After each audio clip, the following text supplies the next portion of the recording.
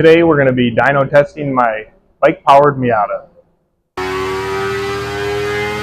For those of you that are new to this channel, this is a 1999 Mazda Miata with an engine and transmission out of a 2008 Honda CBR 1000RR. That is a 1-liter 4-cylinder engine that revs to 13,000 RPM and sends power through a 6-speed sequential transmission. Now, Honda rated this engine at 180 horsepower, but that's at the crankshaft. Obviously, they didn't develop this drivetrain to be in this configuration. So I'm curious to see what type of drivetrain losses occur by the time that 180 horsepower goes through the transmission, down the drive shaft, into the rear differential, and then finally out to the rear tires. Now, I do have a couple small upgrades on this engine over a stock CBR engine. I have aftermarket velocity stacks in the intake. I have a very high-flowing 4-to-1 header that I built. And supposedly, according to the previous owner of the motorcycle, the ECU has a flash tune on it. So I'm not sure how good that tune is or how aggressive or conservative it is, but I'm going to need all the help I can get. We got some pretty cool air this morning, which will help. I'm really hoping to see at least 140 horsepower at the tires. It definitely feels at least 140, maybe in the 150s. This is a light car. I have it down to about 1,500 pounds, but it does move out pretty good for being a 1-liter engine.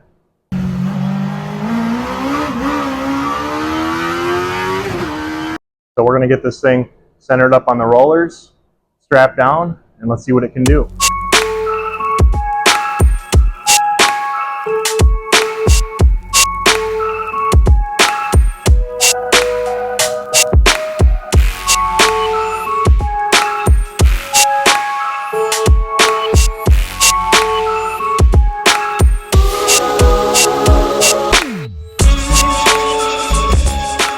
This is my friend Alex. He's going to be helping me today. He is British, which means he's extremely intelligent. So it's good to have him on my side. You know, I've got to take the British bias whilst I'm here in America. So yeah, we're just going to input all the information about the Miata, the weight, and then we'll go from there. Tire width. 185. 60. 14. Create session. Read NA. Little foreshadowing. So what's going to be our first step? So the next step and the next 2 steps that are really important with dyno in a vehicle are we need to sync the RPM so the dyno knows what RPM we're at, and then we need to do the loss calculations. So we're going to let the car roll, make sure it's centered, tighten the straps down, and then we'll get read in the car and get it running. And what gear we're going to do this pull-in read?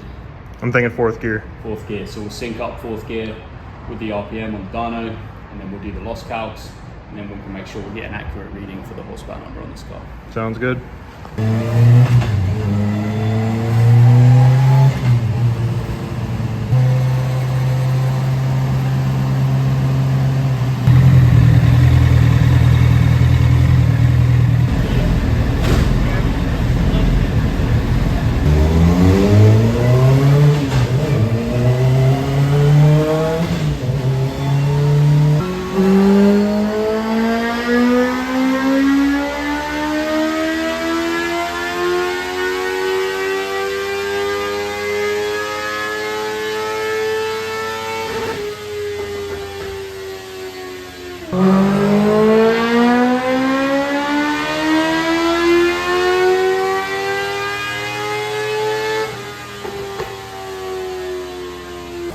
So that was after our first pull.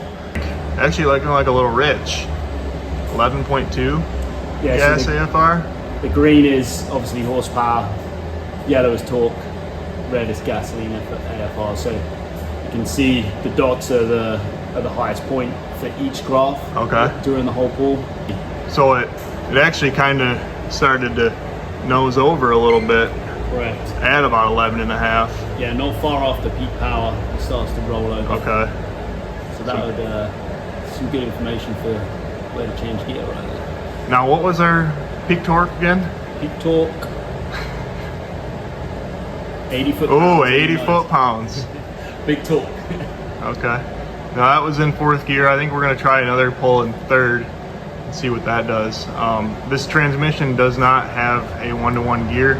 Even 6 is less than 1-to-1. So we're kind of letting the load, we're kind of letting the loss calculations on the dyno maybe try to crack some of that for us. So we will redo the loss calcs in third gear to make sure we continue getting an accurate number. And then fourth gear is also a pretty long pull, so yeah.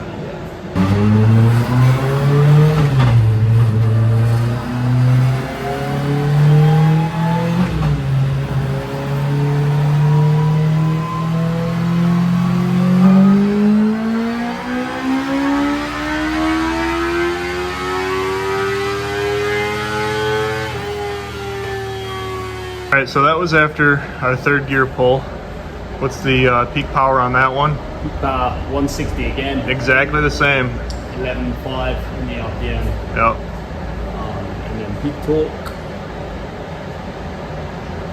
80 again, yeah.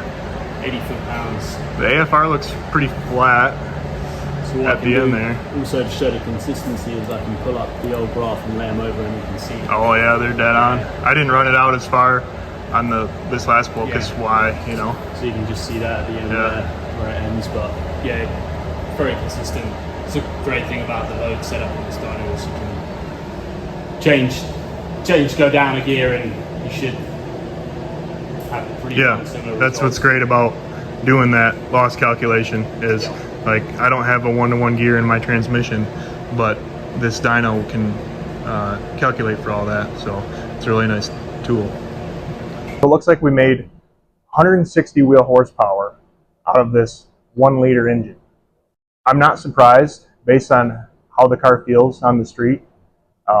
It definitely feels faster than you'd think, being such a small engine moving a pretty big car. That being said, the next time this car is on this dyno, it will have a turbocharger. Please consider watching some of my other videos. I have a bunch of driving videos and a build breakdown on how I built this car. Thank you for watching.